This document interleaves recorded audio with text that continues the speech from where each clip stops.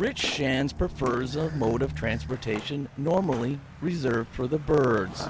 Love it a lot. I loved it enough to buy an airplane. He's been flying for more than 20 years. It's a Cessna 172, four-seater. Tower, Skyhawk 3056, uniform ready to go, runway 14. Skyhawk 3056, uniform to tower, runway 14, clear for takeoff and proceed northbound.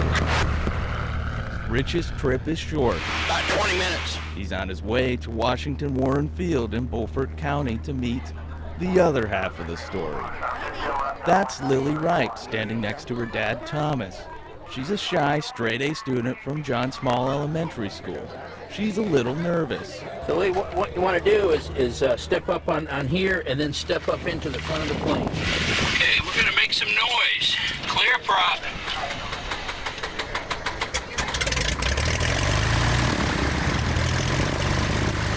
Lily, have you ever been in an airplane before? Yes, sir. Rich and Lily taxi out to the runway. Okay, we're going to stop here and do an engine run-up just to make sure everything is good to go before we take off. Meanwhile, dozens of John Small fifth graders wait for a turn to take part in the Right Flight. The Right Flight program is a program that we started at John Small about 5 years ago. The students develop an academic goal, and after they reach their academic goal, then they are able to fly. And Lily's academic goal? She had to maintain her all A's. Okay, here we go.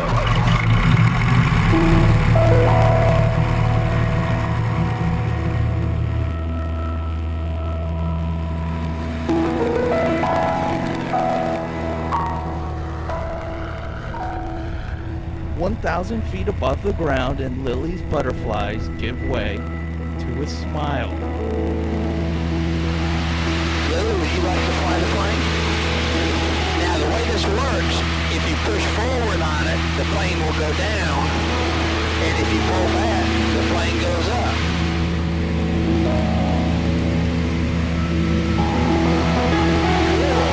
Good.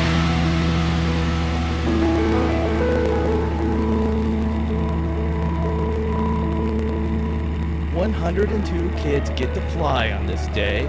One of the things that they learn is never give up. The Wright brothers didn't give up.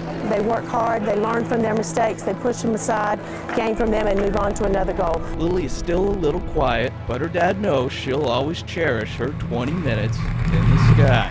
It will definitely go down as a real fun day, exciting, something that she won't ever forget. In Washington, Alan Fairbanks, News Channel 12.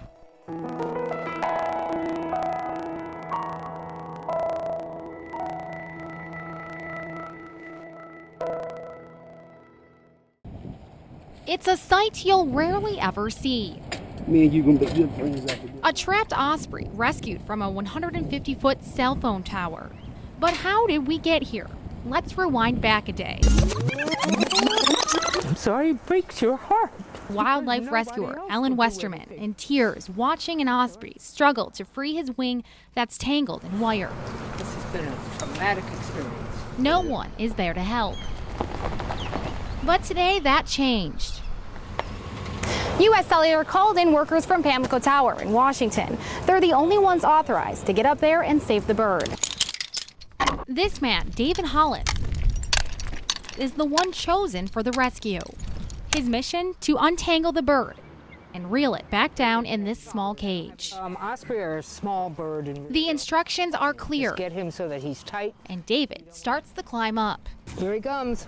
Okay, then now they're working it. It's too hard to see from the ground, so we strapped our small camera to David's helmet to get a closer view. Let's see if we can't help you out. You know, I heard somewhere if I talk to you, you might feel better. Take a look. As David nears the top of the tower, the osprey viciously flaps his wings. Can you ask him if there are babies in the nest? Are there babies in the nest? Negative. Okay. That'd be a negative. There goes the towel. When he's finally close enough to reach, what's found is heartbreaking. There's two of them. He won't let go of the other. Not one, but two ospreys trapped. The first dead, the second alive and gripping to the other. It's thought the nest may have blown on top of the bird in Sunday's storm, and the other tried to save him. There you go. You let go. Good job, David. Free bird. The two are finally separated, and the live osprey is reeled down to safety. Oh, he's in there. We can get him. For the first time, Ellen gets a good look at him. I don't think anything's broken that I can tell. Ellen says it's a miracle he's even alive. I just hope they never choose to nest there again. In Craven County, Christy Andrews, News Channel 12.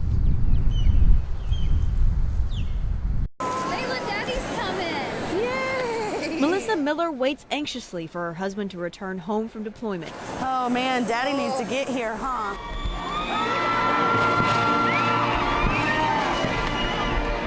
Sergeant Brandon Miller makes it home to the arms of his wife and little girl. Let's go get her, Daddy! Go, go, go, go, go! Hey guys. This is the end of his third deployment. Hey baby girl. But during this joyous homecoming, there's a family member missing. Miller's little boy. Basically, I'm just going to go to the classroom and surprise him. He doesn't know I'm coming home today. Okay, it said he tickled old Mr. Stamp. What do you think Mr. Stamp did? Hayden Atkins is a third grader at Graham Barden Elementary School in Havelock and has no idea Dad is coming home. He's coming back in 30 days. Who dropped all his letters in the puddle? Teachers distract Hayden as Dad makes his move. I don't see him. Tickle! Tickle! Which door am I going in?